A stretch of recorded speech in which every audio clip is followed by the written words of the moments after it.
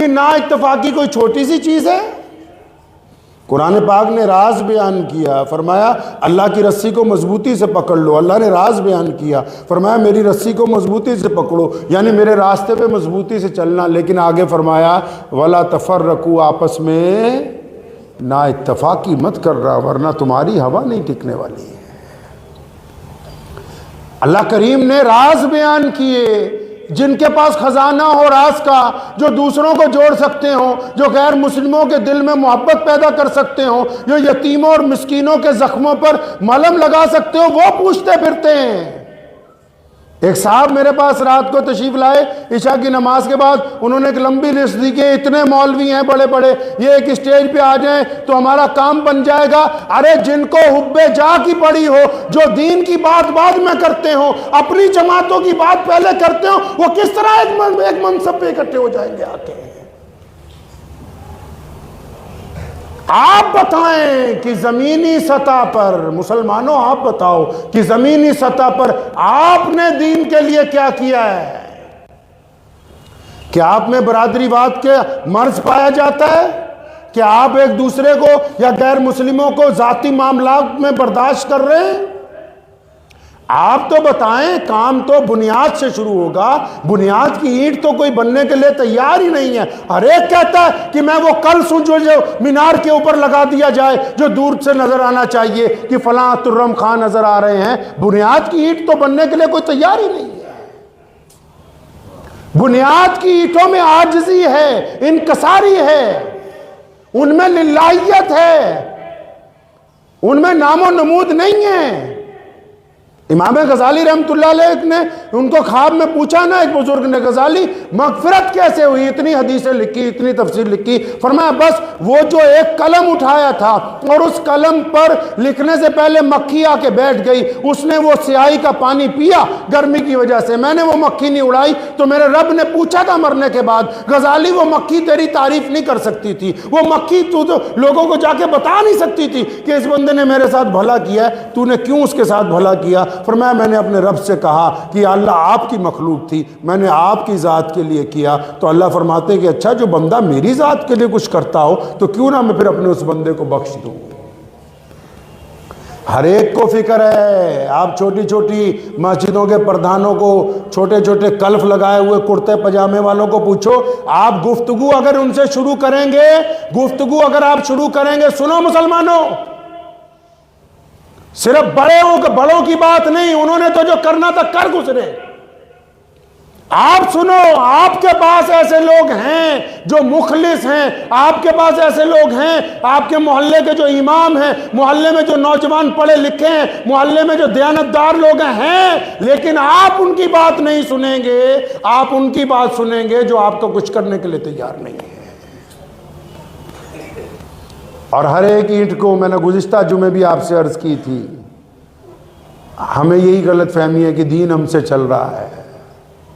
इल्ला तनफिरु युअज़्ज़िबकुम अज़ाबन अलीमा व यस्तब्दिल कौमन गैरकुम। अल्लाह फरमाते हैं नहीं सीधे रास्ते पे आओगे, तुम्हारी जगह किसी और कौम को हाथ में इस्लाम का परचम पकड़ा देंगे। हर एक को गलत फहमी है। आप गुफ्तगू तो कीजिए। आप ये क्यों कहते हैं आप हुकूमत, मुझे किसी साहब ने कहा कि आप बार बार कहते हैं हुकूमत का कसूर। अरे भाई, जिनके पास खुद वसाइल मौजूद हों, जो बजाते खुद अपने मेंबर पार्लियामेंट में पहुंचा सकते हैं, जो एमएलए जिता सकते हैं, वो कहते हैं कि हुकूमत ने कुछ नहीं किया। भाई आपने खुद अपनी कौम के लिए क्या किया है? अपने गिरेबान में पहले झांके ना, पहले अपना कसूर देखा जाएगा, पहले अपनी कमी देखी जाएगी। डॉक्टर तो दवाई दे सकता है, परहेज तो आपने करना है ना जी। छोटे छोटे जो लोग हैं उनको एक गलत फहमी, आप गुफ्तगू शुरू कीजिए, इधर कुरान पाक पढ़िए, लोगों से गुफ्तगू कीजिए। ओ जी मैं मस्जिद का सदर हूँ, मैंने इतना काम कर दिया, मैंने ये बना दिया जी, मैंने वो कर दिया। जो अल्लाह को बात पसंद नहीं, शैतान को जब अल्लाह ने फरमाया कि मैंने सैयदना आदम अलैहिस्सलाम को बनाया, चल सजदा कर, तो शैतान ने लफ्ज़ मैं का इस्तेमाल किया। आप कुरान पाक को पढ़िए, उसने कहा मैं इनसे बेहतर हूँ। अल्लाह ताला को लफ्ज़ मैं से नफरत हो गई। तकब्बुर करना अच्छी बात है, तकब्बुर अल्लाह की सिफ्त है, लेकिन ये लोगों के लिए नहीं है, सिर्फ अल्लाह के लिए। अल्लाह का नाम है ये, अल्लाह ने अपना नाम बयान किया कि मैं तकब्बुर करने वाला हूं, वो तो सिर्फ अल्लाह ही है। अब जिस कौम को खुद ही तकब्बुर हो गया हो कि जी मैं तो फलां खां साहब हूं, मैं अंसारी साहब हूं, मैं कुरैशी साहब हूं, मैं शेख साहब हूं, मैं डार साहब हूं, मैं सलमानी साहब हूं, पता नहीं कितने साहब हो भाई, तुम सब कुछ हो, ये तो बताओ कि मुसलमान साहब भी हो कि नहीं हो। जमीनी सतह से शुरू होइए, लोगों को कोसिए मत, सियासतदानों को मत कोसिए अब जाके कि आपने हमारे लिए कुछ नहीं किया। आपके पास जो बेहतरीन लोग मौजूद हैं, सालेह की आदत, अच्छी की आदत लेके आइए। आप उस की आदत को देख रहे हैं जो सिर्फ टीवी पर और व्हाट्सएप पर आ रही है, और जो आपके मोहल्ले की मस्जिद में क्या आदत मौजूद है, आपके घर में क्या आदत मौजूद है, आपके मोहल्ले में क्या आदत मौजूद है, जो साले भी हैं, नेक भी हैं, हमदर्द भी हैं, आप उनकी पैरवी करने के लिए तैयार नहीं हैं। और दिल को थोड़ा बड़ा कीजिए। आपको नमाज में चाहे 10 लाख लोग भी अगर एक जगह इकट्ठे हो जाएं, 10 लाख लोग भी, 50 लाख हो जाएं, हज की नमाज में होते हैं, फिर भी आगे मुसल्ले पर अगर खड़ा होगा तो सिर्फ एक बंदा, एक इमाम खड़ा होगा। किसी की जुर्रत नहीं है वो कहे जी 50 लाख आदमी है तो हम अपने 1-1 लाख आदमी का एक इमाम खड़ा करेंगे। नमाज ने सिखाया नहीं आपको कि इताअत में रहिए, फरमाबरदारी में रहिए। आप बताएं तो सही कि क्या आपकी मस्जिद में, आपके हल्के में सियासी तौर पर भी आप इताअत में हैं, आप फरमाबरदारी में हैं? 1947 के बाद अब तक बस एक मौलवी पैदा हुआ है, मौलाना सज्जाद नुमानी साहब मद्दसिल्लु अल्लाह उनकी उम्र को दराज फरमाए, जिसने सियासी तौर पर कोशिश तो की। हमारे अकाबरीन जो है शेखुल इस्लाम सैयदना हुसैन अहमद मदनी साहब रहमतुल्लाह अलैह, रईसुल अरार मौलाना हबीबुर रहमान लुधियानवी रहमतुल्लाह अलैह, अमीरुल हिंद मौलाना अबुल कलाम आज़ाद रहमतुल्लाह अलैह, हज़रत मौलाना हिफ्ज़ुर रहमान सहवारवी रहमतुल्लाह अलैह, मुफ्ती आज़म हिंद मुफ्ती किफ़ायतुल्लाह देहलवी रहमतुल्लाह अलैह, अमीर शरीयत सैयद अताउल्लाह शाह बुखारी, ये सब के सब मौलवी भी थे, सियासतदान भी थे। बताओ तो सही किस सियासत के मैदान में इन उलमा ने कदम पीछे खींचा? आगे पहली सफ में, हमेशा आगे रहे। गोलमेज कॉन्फ्रेंस भी जब हुई, जब वेवल कॉन्फ्रेंस भी हुई अंग्रेज के साथ, जहां मुताद्दिद लोग बैठे थे, मुताद्दिद सियासी जमातों के लोग बैठे थे, वहां उलमा कराम बराबर उस स्टेज के ऊपर, उस मेज के ऊपर मौजूद थे जो अंग्रेज के साथ बैठ के मीटिंग की गई इस मुल्क को आज़ादी दिलवाने के लिए।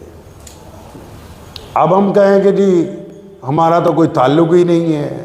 जो बंदा ये कह दे कि जी मेरा तो दीन से ही ताल्लुक़ है, सियासत से कुछ नहीं, वो मोहम्मद रसूलुल्लाह सल्लल्लाहु अलैहि वसल्लम की सुन्नत के मुताबिक चलने वाला नहीं है।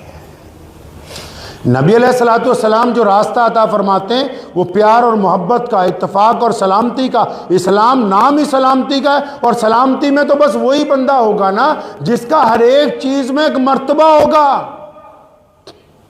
जो मर्तबा ही नहीं है तो फिर सलामती कहाँ से है? मर्तबा होना नहायत ज़रूरी है ना। तो आप में जो लोग, जो मुसलमानों में सिर्फ बैठे कोस ही रहे हैं, उनसे मैं इत्मीनान से ये कहना चाहता हूं कि भाई खुद भी कुछ 2 कदम आगे बढ़ लीजिए। आप भी 2 कदम आगे बढ़िए। एक पैर बरादरीवाद की पूंछ पे रखिए, एक पैर नफरत पे रखिए, और फिर मोहब्बत का ऐलान कीजिए। सिर्फ अपनों साथ नहीं, गैरों के साथ भी। बासलाहियत लोगों को तस्लीम कीजिए, अपने अंदर मादा लाइए नमाज की तरह, कि जिस तरह हम नमाज में अपने इमाम की इक्तदा करते हैं, घर में हम अपने बाप की इक्तदा करेंगे, मोहल्ले में अपने सदर की इक्तदा करेंगे, हल्के में अपने अमीर की इक्तदा करेंगे। सलाहियत पैदा कीजिए। ये जो मिजाज है आपका नुक्ता चीनी का, ये इस्लामी शरीयत के मुताबिक नहीं है। हौसला अफजा नुक्ताचीनी जो होती है वो उन लोगों का काम है जो दूसरे को सीधे रास्ते के ऊपर ला सकते हैं, लेकिन फिर छोटी छोटी बातों पर इख्तलाफात पैदा करना, छोटी छोटी बातों पर मुखालफत पैदा करना, सियासी तौर पर किसी को अपना कायद ना बनाना, सियासी तौर पर किसी और को आगे ले जाने की कोशिश ही ना करना, इसमें हुकूमत का तो कोई कसूर नहीं है। मुल्क की पार्लियामेंट ने दरवाजे खुले रखे हैं आपके लिए कि आओ भाई, जीत के आओ, हमारे साथ बैठ के बात करो। आप कहते हैं हम पार्लियामेंट में तो जाएंगे नहीं, हम तो बाहर बात करेंगे। इसलिए इस ज़हन को बना लीजिए अपने अच्छी तरह कि दूसरों को कोसना बंद कर दीजिए। और सारे के सारे, ये तो सस्ता नुक्ता है ये तो छोटा सा सस्ता नुक्ता है जो आजकल के मुकर्रिर है ना, जो शीले और तकरीर करते, वो जी सरकार ने ये कर दिया, हुकूमत ये कर देगी। कोई मस्जिद उस वक्त तक अपनी जगह से नहीं हट सकती जब तक आप सियासी तौर पर मुस्तहकम रहेंगे। दुनिया की कोई ताकत किसी मस्जिद को नहीं हिला सकती है। आप सियासी तौर पर मुस्तहकम नहीं होंगे, फिर जो मर्जी होता रहे। क्यों? क्योंकि जितने भी फैसले होते हैं, जितने भी दस्तूर बनते हैं, कानून बनते हैं, मेरे भाई, वो सड़क के ऊपर नहीं बनते, वो विधानसभा में बनते, वो पार्लियामेंट में बनते, वहां जहां आप अपनी नुमाइंदगी रखने के लिए तैयार ही नहीं है। बताओ किस तरीके के साथ आपका मसला लगने वाला है।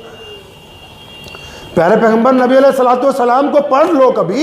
नबी अलैहिस्सलाम मक्के से हिजरत फरमाई, मदीनातुल मुनव्वरा पहुंचे, पहुंचते ही ना मस्जिद नबवी की जगह खरीदी, ना घर के लिए कोई जगह खरीदी, ना क़यामगाह की बात हो रही है। सीधा ही पूछा कि मुतल्लिका हुकूमत कौन सी है, कि जी फलां फलां यहूदी का बुलाओ, उठाओ बुखारी शरीफ, फरमाया आओ हम तुम्हारे साथ बैठ के एक मुआहिदा लिखेंगे कि क्या हकूक होने चाहिए तुम्हारे भी और हमारे भी।